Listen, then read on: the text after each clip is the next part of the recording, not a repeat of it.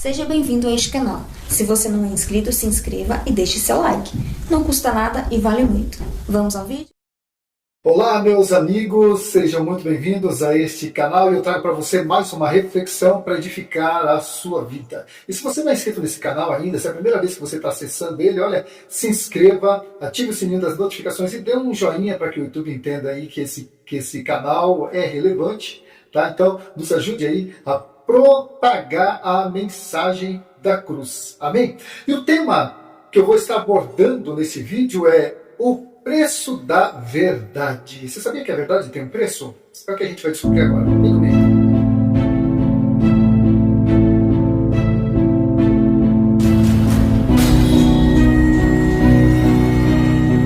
Bom, toda história tem pelo menos duas versões. A versão de quem está mentindo e a versão de quem está falando a verdade. Né?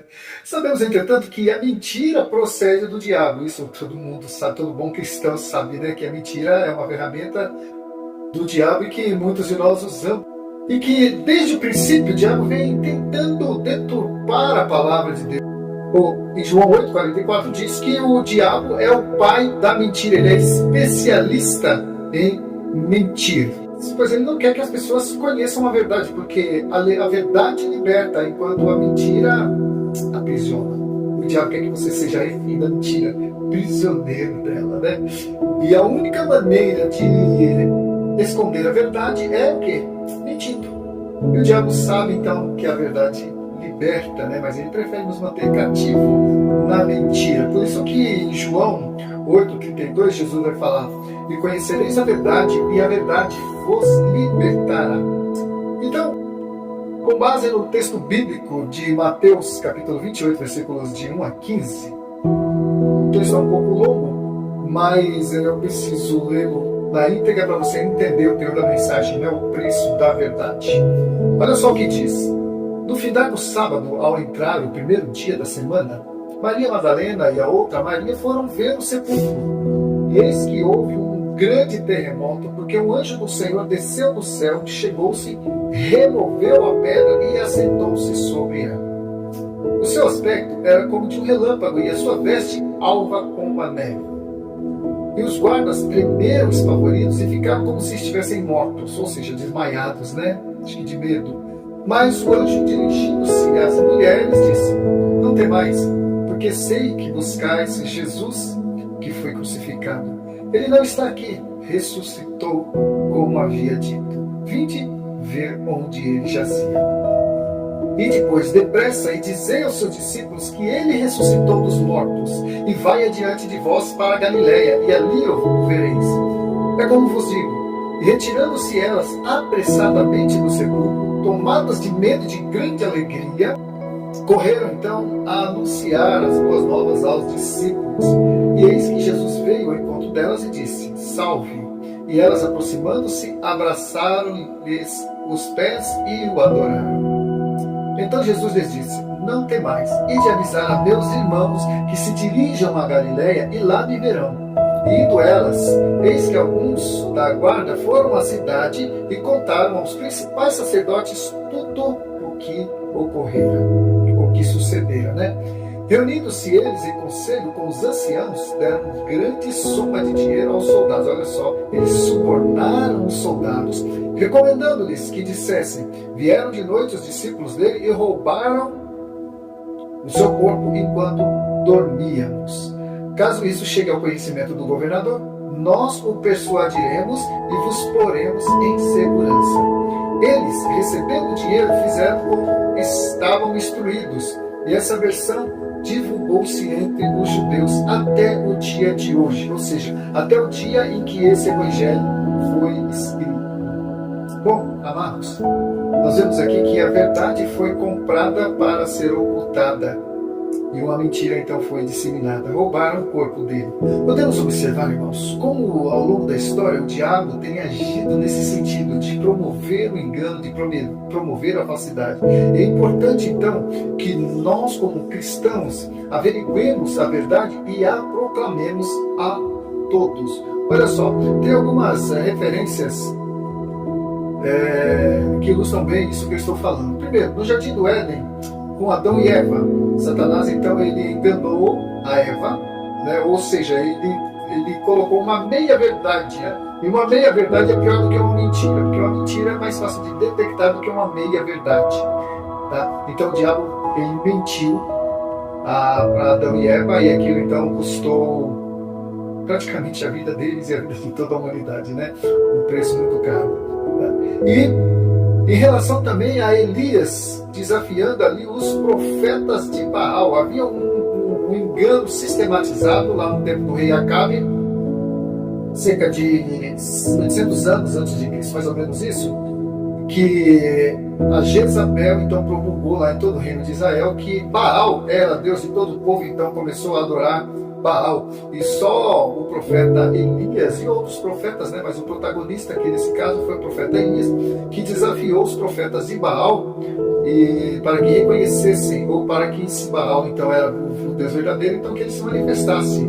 Só que, para a tristeza e decepção de todos, Baal não se manifestou. Quem se manifestou foi o Deus de Elias, né?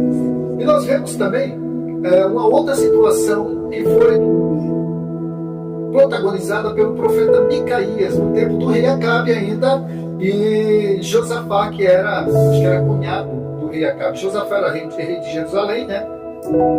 E o Acabe era rei de Israel, rei de Judá e rei de Israel, porque estavam, como é que se diz? Dividido, né?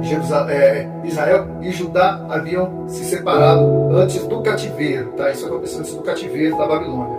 Bom, nós vemos que o rei Acabe, ele ia participar de uma guerra lá e chamou todos os 400 profetas para profetizarem se essa guerra ia ser lucrativa, se iria ter bom êxito nessa guerra ou não. E todos os 400 profetas de Baal diziam sim, vai Acabe, porque Deus vai entregar nas tuas mãos e tal, todos eles. Mas Josafá, que era um homem de Deus e tinha um discernimento profético mais aguçado, ele disse: Acabe, não é por nada não, mas será que não tem algum outro profeta aí pelo qual possamos consultar o Senhor?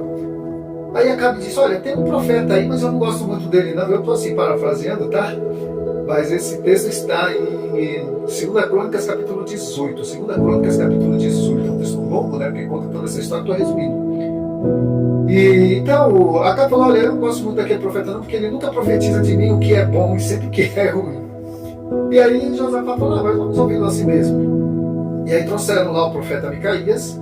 E o profeta Micaías, então, contrariando todos os 400 profetas, ele falou: olha, Acabe, eu vi o teu povo, eu vi o teu exército fugindo e você vai perder essa guerra, resumindo. Aí o Acabe, é claro, não gostou, né? E naquela época, como na época de hoje, diz que a voz do povo é a voz de Deus, né? Então é a maioria que vence.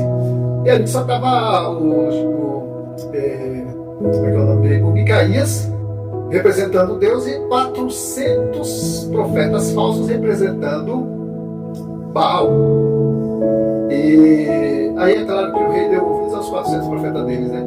E aí ele mandou prender Micaías até que ele voltasse em paz da guerra. E Micaías, então, o profeta verdadeiro, ele disse: olha, Acabe, se você voltar em paz, Deus não falou por minha boca. Ou seja, ele ia morrer na guerra. E de fato aconteceu como Micaías falou. Aquela foi a última guerra que Acabe enfrentou, porque ele morreu nela, né? Enfim, nós temos também Jeremias e os falsos profetas. Então, olha, amados, sempre paralelo aos profetas de Deus tiveram também os falsos profetas. E diga-se de passagem, os falsos profetas sempre foram em maior número. Interessante, né? Agora, olha só, no texto base dessa reflexão, nós também temos duas versões. A primeira é que Jesus havia ressuscitado, que para muitos era uma coisa assim espetacular, até inacreditável, né? E a segunda versão é que o seu corpo havia sido roubado da sepultura. Talvez essa versão fosse até a mais aceita, né? Porque faz mais sentido, né?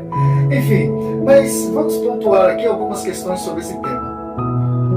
Primeira questão, verdade versus mentira. Por que será que é mais fácil acreditar e aceitar a mentira do que crer e aceitar a verdade? Crer crer na verdade e aceitá-la? A resposta é que a mentira muitas vezes se encaixa com as nossas expectativas, ao passo que a verdade nos choca, nos confronta, principalmente quando se trata de algo sobrenatural. Tomé foi um exemplo disso. Ele custou a crer que Jesus havia ressuscitado, porque contrariava a realidade e as expectativas humanas. Os guardas do sepulcro foram as principais testemunhas do que havia acontecido ali.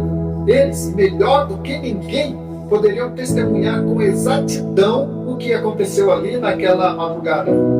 Mas foram calados, emudecidos pela proposta dos líderes judeus, que lhes deu dinheiro para mentir e não contar o que realmente viram. Ou seja, a verdade foi comprada. O que nos leva ao segundo ponto, o preço da verdade. São muitas as razões que nos impedem de testemunhar a verdade sobre Jesus Cristo. Vergonha, como diz, medo, pressão, preconceito e por aí vai. Mas para os guardas do sepulcro, no entanto, a questão foi isso aqui, o dinheiro. Talvez o dinheiro resolvesse seus problemas financeiros ou realizasse seus sonhos de consumo, mas quanto prejuízo a humanidade teria se a verdade fosse definitivamente ocultada? Não teríamos a religião que transforma, o cristianismo que muda a vida das pessoas, que gera nas pessoas uma convicção por dias melhores, enfim. Teríamos perdido muito se a mentira tivesse prevalecido. Mas veja as atitudes dos discípulos em relação à verdade, mesmo quando as suas vidas estavam em risco. Atos 4, capítulo 4, versículos 18 a 20, que diz assim: chamando-os, ou seja, os principais sacerdotes, os fariseus, os líderes religiosos daquela época, chamando-os, ordenaram-lhes que absolutamente não falassem nem ensinassem em nome de Jesus. Mas Pedro e João lhes responderam: julgais ser justo diante de Deus ouvir-vos antes a vós outros do que a Deus, pois nós não podemos deixar de falar das coisas que vimos e ouvimos. Ou seja, não podemos trair a nossa própria consciência. O que nos leva também ao terceiro ponto: a verdade prevaleceu. Deus é quem escreve a história, amado, e a mentira jamais prevalecerá contra a verdade. Ela pode enganar alguns, ela pode enganar muitos por algum tempo, mas não pode enganar a todos o tempo todo. Já diziam, uma frase, não sei quem disse essa frase, mas é muito interessante. Você pode enganar alguns por algum tempo, mas você não pode enganar a todos o tempo todo. A verdade sempre virá à tona. Glória a Deus por isso. A verdade sempre virá à tona.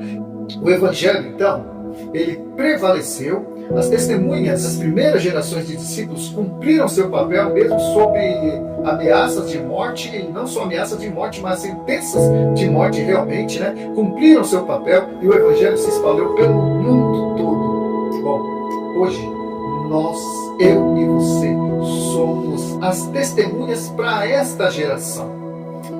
A verdade sobre Jesus precisa ser conhecida. E adivinha com quem que Jesus conta? É isso, comigo e com você. E da mesma maneira, amados, que os guardas do sepulcro foram subornados para obterem a verdade, Satanás hoje tenta roubar, ou tenta nos roubar, com a proposta de um evangelho social, um evangelho superficial, que nos agrada, mas que não muda a nossa vida. Os verdadeiros discípulos pregaram e viveram a verdade. E mesmo hoje, os verdadeiros discípulos são aqueles que pregam e vivem a verdade que pregam, ainda que sejam ridicularizados, odiados e zombados. Conclusão? Então, qual é o seu testemunho a respeito de Jesus? O que as pessoas ouvem de você a respeito dele? Como é o Evangelho de Jesus segundo você? Isso me faz lembrar, mano, de uma história. Não aconteceu, mas é uma ilustração, tá? Diz que quando Jesus chegou no céu, depois de ter morrido, depois de ter sofrido, crucificado, ele ressuscitou, e foi recebido depois lá no céu. E chegando lá, o arcanjo Miguel olhou para Jesus e viu que ele ainda mantinha as marcas dos maus tratos que ele sofreu na terra. E aí então ele começou um diálogo com Jesus, dizendo assim: mestre, como o Senhor deve ter sofrido tanto lá na terra, Sim, de fato, respondeu. E valeu a pena? Sim, claro que valeu a pena. E aí Miguel, ele olhou assim para Jesus, nos detalhes, e continuou. Mas mestre, as pessoas lá do mundo sabem, todo mundo ali sabe o que o Senhor fez por elas, o preço que o Senhor pagou, por que o Senhor morreu. Eles sabem a respeito do Senhor, do sacrifício que o Senhor fez para resgatá-las do pecado. E aí Jesus disse, não, só alguns amigos ali na Palestina sabem. Eles vão se encarregar de divulgar a minha palavra e o mundo todo conhecerá, saberá do meu grande amor e o que eu fiz por eles. E o anjo então começou a pensar, só 12 pessoas, menos uma, né? Que Judas foi o traidor. Jesus conta com só 12 pessoas para difundir o Evangelho a toda a criatura. E aí ele faz mais uma pergunta para Jesus, mas Senhor, e se eles falharem? E se lá pelo século 21 ninguém mais se lembrar da mensagem e ninguém mais se importar em pregar a outras gerações a tua mensagem, o Senhor não tem nenhum outro plano? Aí Jesus serenamente olha para o anjo e diz, não tenho nenhum outro plano, estou contando com eles.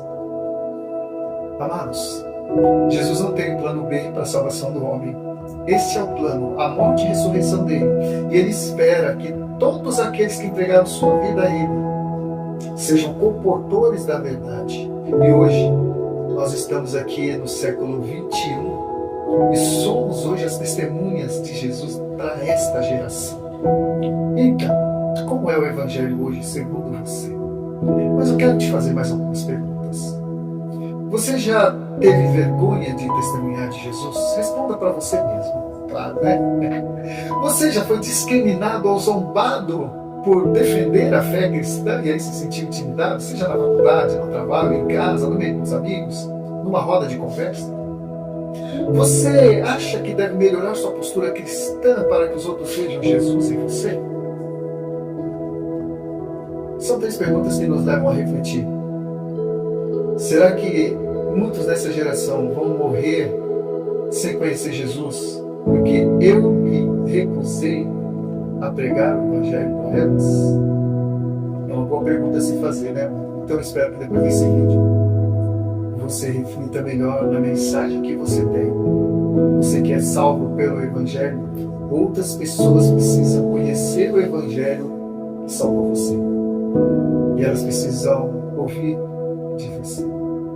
Amém? Então é isso, amado. Que Deus te abençoe, que você e eu sejamos comportores das boas novas. Custe o que custar. Jesus não tem outro plano. Ele conta comigo e com você para proclamar a obra da cruz. Amém? Que Deus te abençoe, que você possa ser tremendamente usado por Jesus. E se você não é inscrito no canal, se inscreva, dê um like e comente também. É muito importante o seu comentário, a sua opinião, ok? E veja outros vídeos também que estão disponibilizados neste canal, tá? E assim, me despeço, tenha um ótimo dia e até o nosso próximo encontro em nome de Jesus.